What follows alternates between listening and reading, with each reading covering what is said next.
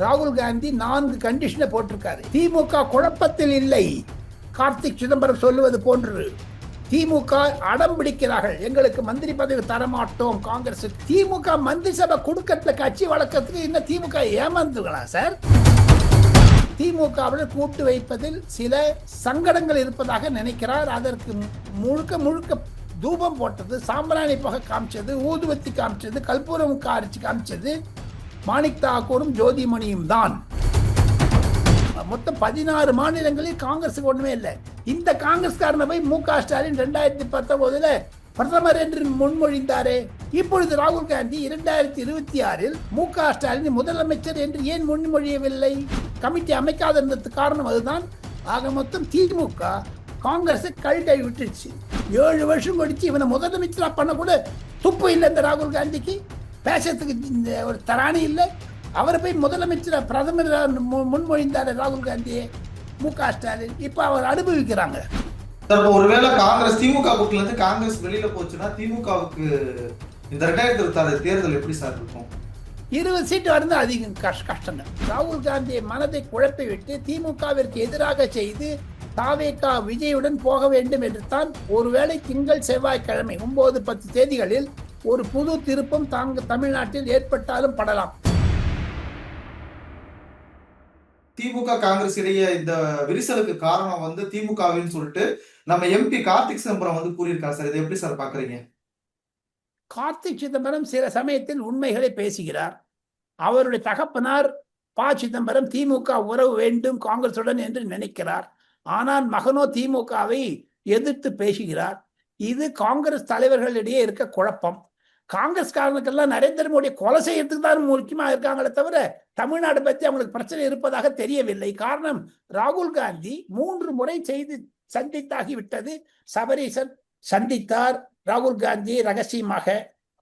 அப்பொழுது ராகுல் காந்தியிடம் சொல்லப்பட்டது, நாங்க பவர் ஷேரிங் கிடையாது, 30 சீட் தருவோம், எக்ஸ்டெண்டா வாங்கிக்கோ இல்லைன்னா போ.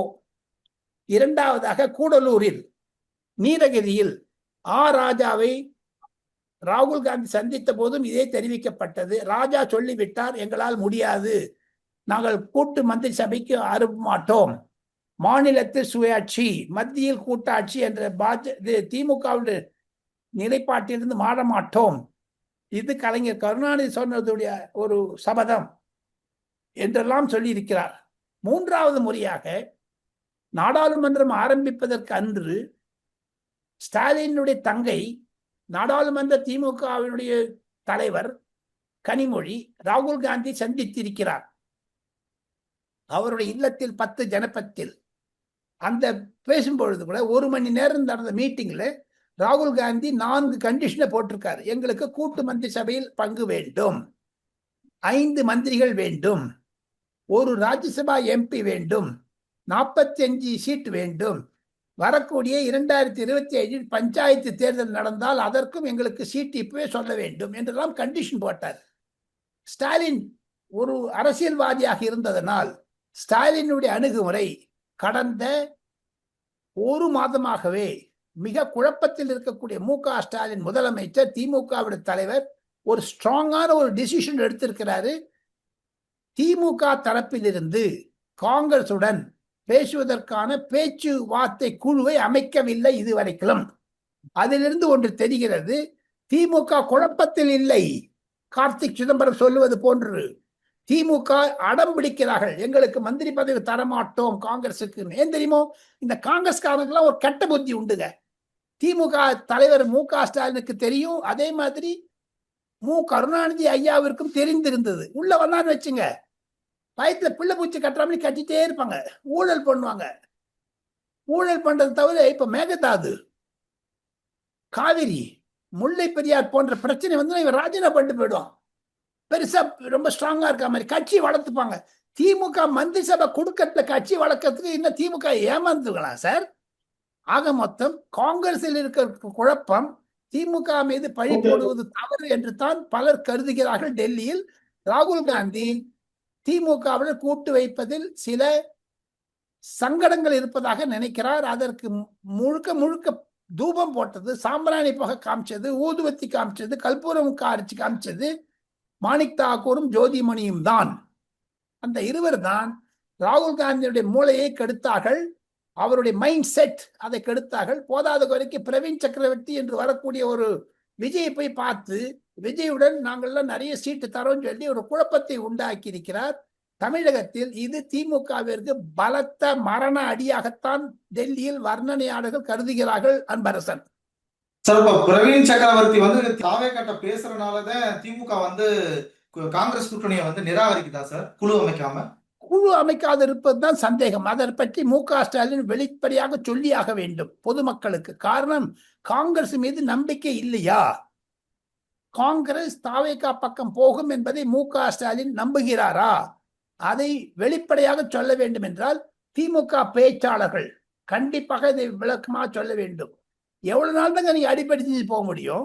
காங்கிரஸ் ஒரு மண்புழு மாதிரி. அன்பரசன், அகில இந்திய அளவில் காங்கிரஸ் எல்லா இடத்துலையும் 0-0-0. மொத்தம் 16 மாநிலங்களில் காங்கிரஸுக்கு ஒண்ணுமே இல்லை.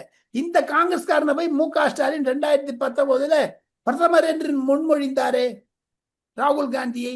இப்பொழுது ராகுல் காந்தி 2026 மு.க. ஸ்டாலின் முதலமைச்சர் என்று ஏன் முன்மொழியவில்லை? பீகாரில் ஏன் அவர் லாலு பிரசாத் யாதவின் மகன் தேஜஸ்வி யாதவை முதலமைச்சர் என்று முன்மொழியவில்லை? இதையெல்லாம் திமுக புரிந்து கொண்டிருக்கிறது. அதனால்தான் அவங்களுக்கு டாக்ஸ் பண்றதுக்கு கமிட்டி அமைக்காத இருந்ததுக்கு காரணம் அதுதான். ஆக மொத்தம் திமுக காங்கிரஸை கை விட்டுருச்சு. நீங்க தாவேகா பக்கம் போங்க, என்ன ஒன்னா பக்கம் போங்கன்னுட்டு. ஆனால் காங்கிரஸோட இருக்கக்கூடிய தோழமை கட்சிகள் விசிகா, காங்கிரஸ் வெளில போச்சுன்னா அவங்களும் வெளில போயிடுவாங்க, கம்யூனிஸ்ட் வெளில போயிடும். எங்க இன்னும் ஒரு மாசம் கூட இல்லை தம்பி அன்பரசன் தேர்தலுக்கு. தமிழகத்தில் எந்த வாட்டி இல்லாத குழப்பத்தை உண்டாக்கியது ராகுல் காந்தியும் காங்கிரசும் தான். அதை மு.க. ஸ்டாலின் புரிந்து கொண்டிருக்கிறார். 7 வருஷம் கழிச்சு இவனை முதலமைச்சரா பண்ண கூட துப்பு இல்லை இந்த ராகுல் காந்திக்கு. பேசுறதுக்கு ஒரு தராணி இல்லை. அவரை போய் முதலமைச்சரா பிரதமர் முன்மொழிந்தார் ராகுல் காந்தியை மு.க. ஸ்டாலின். இப்ப அவர் அனுபவிக்கிறாங்க. கார்த்திக் சிதம்பரம், ஜோதிமணி, மாணிக்கத்தாகூர் வந்து ராகுல் காந்தியை சந்திச்சு பேசினதா சொல்றாங்க சார். என்ன சார் பேசியிருக்காங்க? ஆனால் பிரதமரை முற்றுகையிட வேண்டும் என்று பேசியதை தவிர தமிழக அரசியலில் தமிழ் வெற்றி கழகத்துடன் போக வேண்டும் என்று தான் மாணிக் தாக்கூர் சொல்லுகிறார். அவருடைய ட்விட்டர் ஹேண்டில் பார்த்தீங்கன்னாலே உங்களுக்கு தெரியும். ஜோதிமணியினுடைய ட்விட்டர் ஹேண்டில் பார்த்தீங்கன்னாலே உங்களுக்கு தெரியும். கார்த்திக் சிதம்பரம் அவர் முதல்ல இருந்தே சொல்லின்னு இருக்காரு, திமுக பொது நெகட்டிவா இருக்குது, போதைப் பொருள்கள் அதிகமாக இருக்கிறது, ட்ரக் மேனேஜ் அதிகமாக இருக்கிறது என்று திமுகவுடன் விலக வேண்டும் என்று எந்த மாநிலத்திலும் இல்லாத ஒரு குழப்பத்தை தமிழ்நாட்டை உண்டு பண்ணி வச்சது காங்கிரஸ்காரங்க சார். இதே ஜோதிமணி தான், இதே மாணிக் தாக்கூர் தான். அதனால மாணிக் தாக்கூர் குழப்பம். எங்க ஒரு தமிழ்நாட்டிலேருந்து காங்கிரஸ் எம்பிக்களை தேர்ந்தெடுத்தால் அது மாணிக் தாக்கூரா இருக்கட்டும், ஜோதிமணியா இருக்கட்டும், நாடாளுமன்றத்தில் பேப்பரை கிழிச்சு போடுறதானா சார் மாணிக் தாக்கூருக்கு வேலை? பெஞ்ச் மேல இருந்து டிராமா பண்றதானே சார் அவருக்கு வேலை? அதுக்காக சார் எடுத்து 8 லட்சக்கணக்கான ஓட்டு போட்டாங்க. தமிழக மக்கள் நாளை நமதினுடைய நேயர்களுக்கு நான் சொல்லிக்கொள்ள ஆசைப்படுகிறேன், காங்கிரஸ்காரர்களை உருவம் தெரிந்து கொள்ளுங்கள், ஐடென்டிஃபை தெம். காரணம் என்ன என்று கேட்டால், நாடாளுமன்றத்தில் குழப்பத்தையும் அமளியும் உண்டு பண்ணுவதற்காகவா மு.க. ஸ்டாலின் தயவில் காங்கிரஸ் தேர்ந்தெடுத்தார்கள் இத்தனை எம்பிக்களை? அந்த 8 பேர்ல 7 பேர் திமுக அகைன்ஸ்டா இருக்காங்களே. 2026 காங்கிரஸ் திமுக கூட கூட்டணி வைக்கல அப்படின்னா நம்மனால மத்தியில் ஆட்சியை பிடிக்க முடியாதுன்னு சொல்லிட்டு ராகுல் காந்தி சொன்னதா ஒரு தகவல் வருதே சார், அது உண்மையா? ராகுல் காந்தி இப்பவே மு.க. ஸ்டாலினுடைய உதவி தேவையில்லை என்று தான் நினைக்கிறார். தமிழ் வெற்றி கழகத்துடன் போனால் கண்டிப்பாக தமிழகத்தில் 30 சீட் கிடைக்கும் நினைக்கிறார் ராகுல் காந்தி. அது உண்மைதான். பிரவீன் சக்கரவர்த்தி அது மாதிரி சொல்லி இருக்காரு, அது உண்மைதான். பிரவீன் சக்கரவர்த்தி தான் ராகுல் காந்தி காதை அப்படி அப்படி அப்படி அப்படி அப்படி மென்னு இருக்காரு. ஆனாலும் ராகுல் காந்தி போன்ற காங்கிரஸ்காரர்களுக்கு 3 முறை பிரதமராக தேர்ந்தெடுத்தவரை 4வது முறையும் தேர்ந்தெடுத்தால் காங்கிரஸ் உருப்படாத போயிடும். அதனால அவர் மேல் சதி போட்டு ஏதாவது ஒன்று அட்டாக் பண்ணுங்கடான்னு அனுப்பிச்சிருக்காரு போல இருக்குது இந்த பெண் எம்பிக்களை. அதற்கு ஒரு தமிழ் பெண்மணி தலைமை தாங்கியது தமிழகத்திற்கு இருக்கக்கூடிய ஒரு அவமானம், துரோகம் என்பதுதான் பல வட இந்திய காங்கிரஸ் தலைவர்கள் சொல்லுகிறார்கள். தமிழகத்தின் மீது பல வட இந்தியர்களுக்கு ஒரு விரோதம் வந்துவிட்டது, குரோதம் வந்துவிட்டது, எரிப்பு வந்துவிட்டது. ஜோதிமணியினுடைய அந்த ஒரு நடத்தையினால் சார் இப்போ ஒருவேளை காங்கிரஸ் திமுக கூட்டணில இருந்து காங்கிரஸ் வெளியில போச்சுன்னா திமுகவுக்கு இந்த 2026 தேர்தல் எப்படி சார் இருக்கும்? 20 சீட்டு வருது அதிகம் கஷ்டங்க. கட்சி சார் கட்சி ஒண்ணுமே இருக்காது. என்ன அவங்க வந்து இது வரைக்கும் திமுக வந்து கூட்டணி ஆட்சின்னு சொல்றாங்களே தவிர 20 சீட்டுக்கு மேல திமுக வெற்றி பெறுவது கடினம். மைனாரிட்டி ஓட்ஸ் எல்லாம் காங்கிரசுடன் போய்விடும், அது விஜய்க்கு போய்விடும். மைனாரிட்டி ஓட்ஸ் கிறிஸ்டியனோ முஸ்லிம் ஓட்டோ திமுகவிற்கு கிடைப்பது கடினம். தலித் ஓட்டு தான் எப்பவுமே கிடையாது. நேற்று கார்த்திக் சிதம்பரம் பேசும்போது சொல்லியிருக்காரு சார், நாங்க எந்த கூட்டணியில் இருக்கோமோ அது வந்து மதச்சார்பற்ற அந்த கூட்டணி ஆகும் அப்படின்னு சொல்லியிருக்காரு சார். ஆக மொத்தம் கார்த்திக் சிதம்பரமும் ஜோதிமணியும் மணிக் தாக்கூரும் முடிவு செய்து விட்டார்கள். ராகுல் காந்தியை மனதை குழப்பி விட்டு திமுகவிற்கு எதிராக செய்து தாவேகா விஜயுடன் போக வேண்டும் என்று தான். ஒருவேளை திங்கள் செவ்வாய்க்கிழமை 9-10 தேதிகளில் ஒரு புது திருப்பம் தமிழ்நாட்டில் ஏற்பட்டாலும் படலாம். எங்க ஒன்னே கேட்கறேங்க, எடப்பாடி பழனிசாமி ஐயா வீட்டுக்கு அமித்ஷா போய் ஏப்ரல் 2025 டின்னர் சாப்பிட்டு வந்துட்டாரு. பியூஷ் கோயல் வந்தார், எடப்பாடி வீட்டுக்கு போனாரு. நரேந்திர மோடி மதுராந்தகத்து வந்தாரு, எடப்பாடி பழனிசாமி அப்படி தட்டி கொடுத்துட்டு பேசினாங்க. காங்கிரஸ் தரப்பில் இருந்து மு.க. ஸ்டாலின் வீட்டுக்கு யார் போனார்கள்? ராகுல் காந்தி பேசினாரா? காங்கிரஸ் தலைவர் யார் போனாங்க? வட இந்தியாவில் இருந்து அமித்ஷாவுக்கு நிகராக, பிரதமருக்கு நிகராக ராகுல் காந்தி போயிருக்க வேண்டாமா? சோனியா காந்தி போயிருக்க வேண்டாமா? பிரியங்கா காந்தி போயிருக்க வேண்டாமா? ஏன் போகல?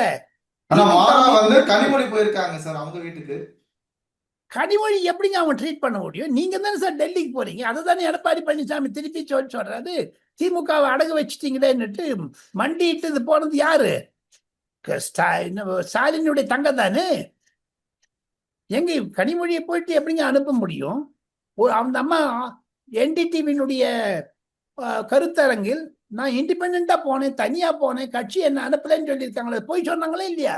சார் கார்ல வரும்போது கூட மூஞ்சியை மூடிட்டு வந்ததா சொல்றாங்களே சார். அது அவங்க வெளில பார்த்துக்கு கார் திறக்கிறாங்க. அப்படி இந்த அம்மா காரை திறக்கதே முடிக்க பயப்படுறாங்களே. ஏன்னா உள்ள உட்காந்து யாரும் தெரியலையா அவங்களுக்கு? இந்த அம்மாவுக்கு நல்லா ஹிந்தி பேசுறாங்க, இங்கிலீஷ் பேசுறாங்க.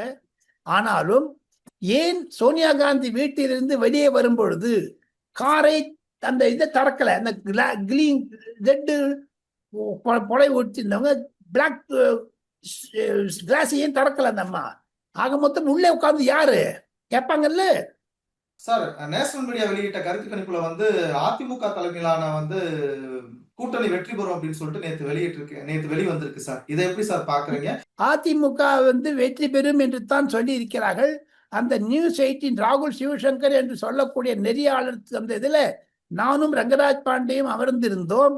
நானும் சொன்னேன், இன்றைய நிலவரத்தை பற்றி பேசினால் கண்டிப்பாக எடப்பாடி பழனிசாமி அவர்களுக்கு 140 முதல் 150 சீட் வரும் என்று அந்த கருத்து கணிப்பு தெரிவிக்கிறது. வட இந்தியாவில் காரணம் என்ன என்று கேட்டால், திமுகவுடைய கூட்டணி இன்னும் அமைக்கப்படவில்லை.